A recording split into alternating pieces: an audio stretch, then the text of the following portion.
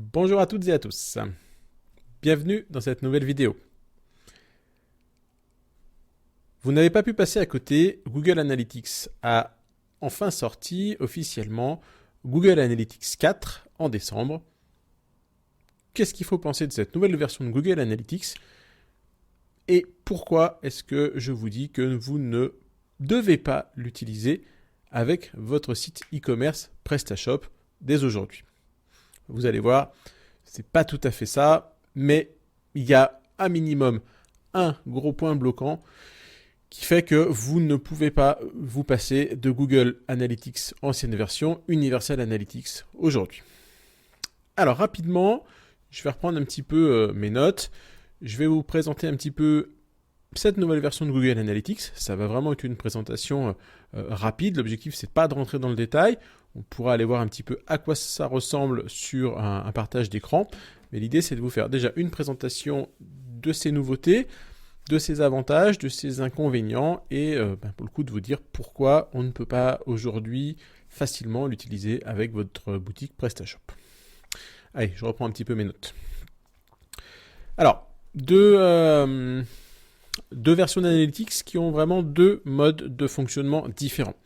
Universal Analytics, l'ancienne version, fonctionne avec deux concepts, la notion de session et de page vue. Alors que Google Analytics 4, la dernière version, a été complètement revue pour intégrer un système d'analytics beaucoup plus moderne, plus à l'image de ce que fait un Facebook Analytics par exemple. Donc Google Analytics 4 est cette fois basé sur la notion d'événement. C'est-à-dire qu'on va pouvoir donc aller beaucoup plus loin et pas uniquement se contenter de dire est-ce qu'une page a été vue ou pas vue. On va pouvoir aller dans les événements de manière beaucoup plus fine et ça de manière automatique. En effet, Google Analytics 4 va pouvoir gérer sans que vous ayez vous-même à créer des événements comme on pouvait le faire jusqu'à maintenant dans Google Tag Manager, va vous permettre de créer du suivi, faire du tracking sur les pages vues forcément, mais aussi sur le scroll à l'intérieur d'une page, sur les clics sortants d'une page, sur la recherche interne de votre site, sur l'engagement en termes de visualisation d'une vidéo embarquée sur votre site, sur le téléchargement de fichiers, et tout ça, c'est natif. Donc il y aura juste un paramètre à activer lors de la création de la propriété Google Analytics 4, mais tout ça, ça va être natif. Donc il n'y aura plus à créer des événements spécifiques pour gérer ça. Deuxième grosse nouveauté de Google Analytics 4, il est nativement cross-platform, cross-device. Donc il va en même temps pouvoir suivre des utilisateurs, le même utilisateur, s'il est sur un site web, sur une application mobile, etc. Donc tout ça en se basant sur le principe de le User ID qui existait déjà dans Google Analytics, Universal Analytics.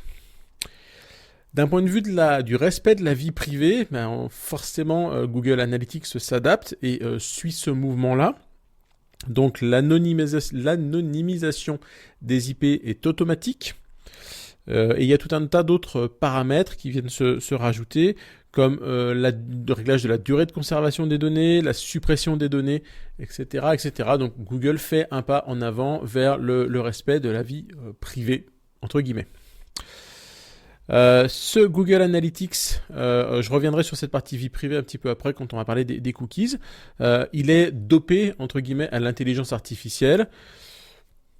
C'est un grand mot, on va dire dopé au machine learning. Donc il est dopé tant d'un point de vue interface utilisateur de Google Analytics, pour les champs de recherche, etc. Ils vont être beaucoup plus intelligents et vous permettre de trouver plus facilement les informations dans Google Analytics 4. Et puis dans les rapports, puisqu'en fait, on se rend compte que Google prend en compte le fait que déjà, il y a un certain nombre de blocages sur les cookies. Par exemple, on sait que des navigateurs comme Safari ou comme Mozilla viennent bloquer, supprimer les cookies de sites tiers au bout de 24 heures. Ça veut dire qu'aujourd'hui, dans votre Google Analytics, si vous posez le cookie et que vous revenez dans 48 heures, il est plus capable de savoir que vous êtes le même utilisateur. Il va vous reconnaître comme deux utilisateurs différents.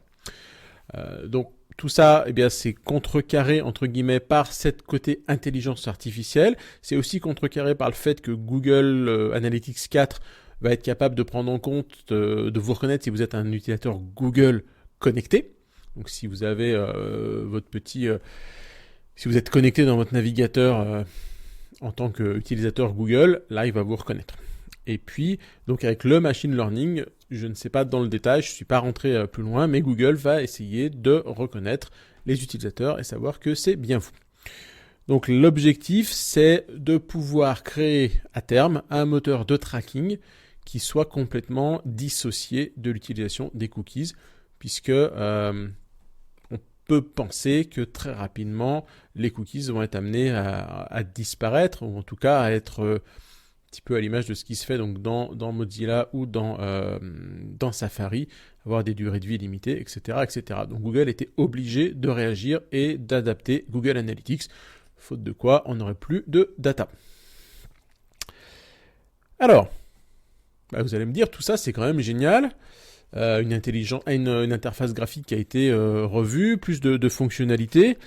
Est-ce qu'il faut passer aujourd'hui à Google Analytics 4 pour l'ensemble de vos sites?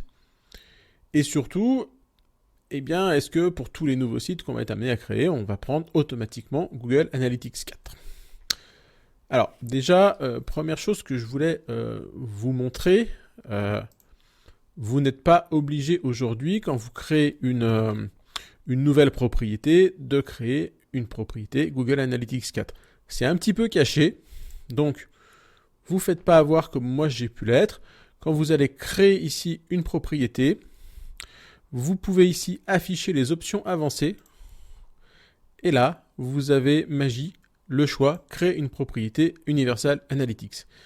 Vous cochez cette petite option-là, et là, il va vous demander est-ce que vous voulez créer un GA4 plus un Universal Analytics, ou uniquement un Universal Analytics. On verra un petit peu pourquoi après, pour quelles raisons ce premier choix sera le bon de créer les deux versions en même temps. Et on verra aussi pourquoi ça va être important pour vos sites existants de venir créer cette vue Google Analytics 4. Allez, je rebascule en vue vidéo. Hop. Et je reprends mes petites notes. Alors, il y a dans ce Google Analytics 4 un certain nombre de nouvelles fonctionnalités et des choses qui sont bien pensées. Donc, il y a un certain nombre de rapports. Si vous regardez un petit peu, je reviens finalement sur la vidéo. Si on regarde un petit peu ici l'accueil, on voit que les choses ont bien changé. On a une notion d'acquisition, mais une notion d'engagement, de monétisation. On a un tableau de bord temps réel qui est un petit peu sympa. Et puis donc on va pouvoir avoir des rapports de temps réel centralisés comme ici. On va avoir des rapports d'acquisition, des rapports d'engagement, des rapports de monétisation, des rapports de fidélisation, des rapports démographiques, des rapports technologiques, tout un ensemble de gestion sur les événements et les conversions. Donc, si on rentre un petit peu dans le détail à chaque fois, ce qui va apparaître, c'est qu'on va être un petit peu potentiellement pas perdu, mais on va pas retrouver les informations facilement par rapport à notre Google Analytics, forcément.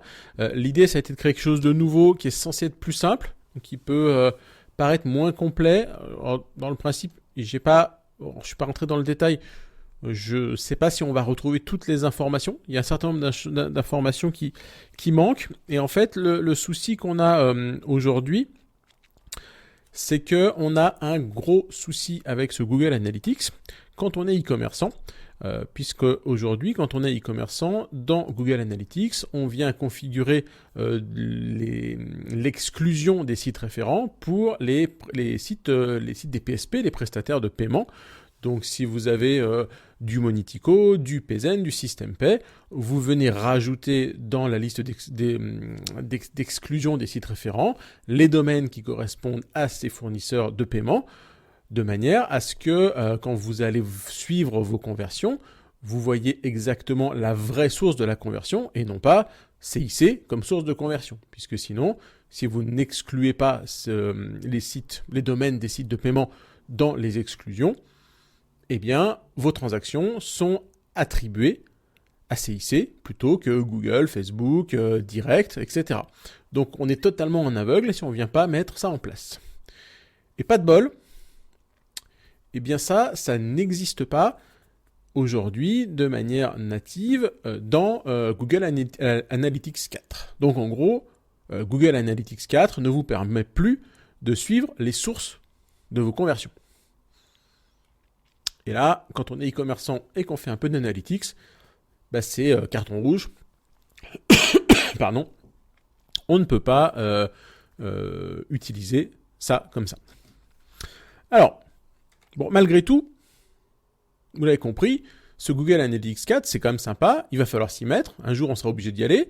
Il y a la promesse de la possibilité de faire du tracking sans cookies. Alors, est-ce que le machine learning va réellement réussir à le faire correctement ou pas? Ça, on le saura demain. Il offre d'autres choses sympas comme de la liaison automatique avec BigQuery. Le schéma de données qui est utilisé basé sur les événements est quand même beaucoup plus puissant. Mais en même temps, vous l'avez vu, l'interface elle est nouvelle, elle est potentiellement tout aussi complexe que l'ancienne, donc il y a un gros temps d'adaptation. Et puis, voilà, la pertinence des données, on l'a vu, est-ce que le machine learning va bien fonctionner?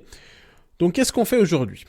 Ce que je conseille moi tout simplement aujourd'hui, c'est de conserver une propriété Google Analytics Universal classique, telle qu'on l'a aujourd'hui, et de commencer malgré tout à venir créer cette vue Google Analytics 4, au moins avec les paramétrages par défaut, et de tout simplement comme ça collecter de la donnée de manière à être prêt le jour J où on va basculer.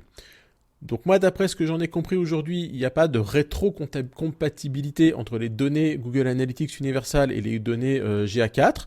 Donc en gros, quand on part de GA4, on part de 0. Donc c'est là où c'est intéressant de lancer ces données tout de suite. Alors, j'ai vu qu'il existait des outils de migration. Je n'ai pas vérifié dans le détail ce qu'ils faisaient. Donc voilà, ça sera peut-être à vérifier et à prendre avec des pincettes ce que je vous dis là. Moi, ma vision des choses, c'est qu'il faut commencer aujourd'hui à emmagasiner de la data Google Analytics 4 pour être tranquille le jour J où, entre guillemets, on sera obligé de migrer. Alors, les deux outils étant encore gratuits pour nous, on peut mettre les deux. Donc, si tout simplement on utilise notre Google Tag Manager, on va pouvoir venir dans Google Tag Manager, paramétrer d'un côté Google Analytics Universal et en parallèle Google Analytics 4. Alors, petite parenthèse du coup sur cette partie Google Analytics et les modules que moi j'utilise personnellement dans mes PrestaShop. Alors, je les ai pas.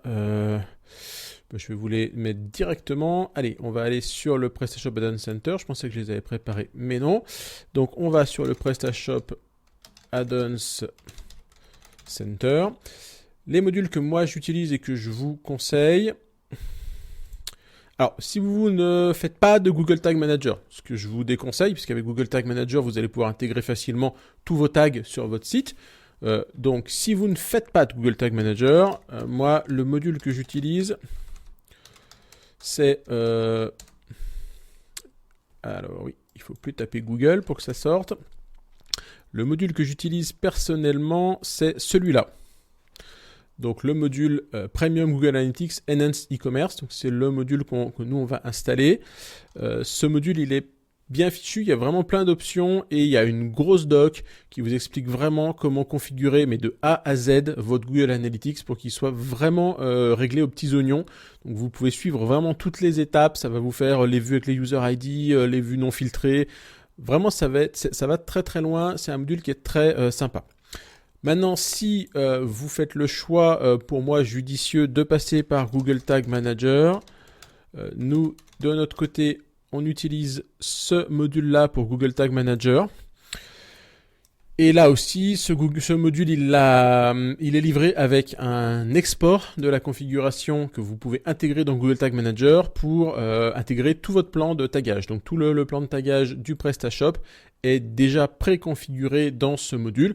Il suffit d'importer un fichier JSON dans votre Google Tag Manager. Donc ça, c'est quand même quelque chose de très sympa. Donc voilà, moi, les deux modules que je vous conseille si vous voulez installer Google Analytics. Donc si vous voulez faire du GA4, le plus simple, vous prenez le deuxième module pour mettre GTM, Google Tag Manager, dans votre PrestaShop. Ça vous mettra le petit code Google Tag Manager. Comme ça, vous avez derrière le module qui vous permet de créer toutes les balises possibles et imaginables Google, Bing, Facebook via Google Tag Manager et j'en passe plein d'autres. Et donc avec dans le module tout ce qu'il faut pour importer directement les bons événements dans Google Tag Manager. Alors bien sûr, après dans Google Tag Manager, vous pouvez aller beaucoup plus loin encore, puisque vous pouvez, à l'instar de ce qu'on fait dans GA4, aller mettre du tracking sur du scroll. Donc typiquement, ça c'est c'est pour mettre en place ce qu'on va appeler un taux de rebond adapté. Parce qu'aujourd'hui, vous le savez, hein, Google Analytics, on l'a vu dans cette vidéo, il va gérer des pages vues et des sessions.